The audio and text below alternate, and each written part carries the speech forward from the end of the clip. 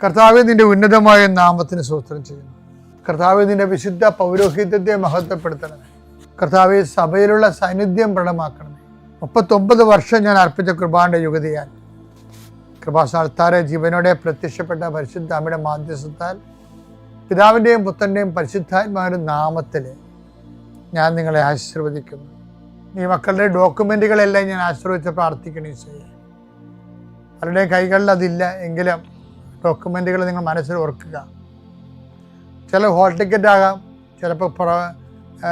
ചിലപ്പോൾ വീടിൻ്റെ പ്രമാണമാകാം, ചിലപ്പോൾ ലോൺ എടുക്കാൻ വേണ്ടിയുള്ള ശ്രമമാകാം, വസ്തു കൈമാറുന്നതിന് വേണ്ടിയുള്ള തടസ്സമാകാം. വസ്തു വിൽക്കുകയും വാങ്ങുകയും ചെയ്യുന്നവരുണ്ട്. വൃക്ഷങ്ങൾ വിൽക്കുന്നവരുണ്ട്, മൃഗങ്ങളെ വിൽക്കുന്നവർ വാങ്ങുന്നവരുണ്ട്.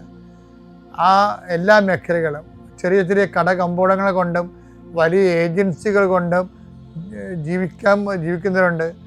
രോഗപീഠകൾ വലയുന്നവരെ അവരുടെ ശരീരത്തിന് വിവിധ ഭാഗങ്ങളിൽ കൈകൾ വെച്ചുകൊണ്ട് പ്രാർത്ഥിക്കുക.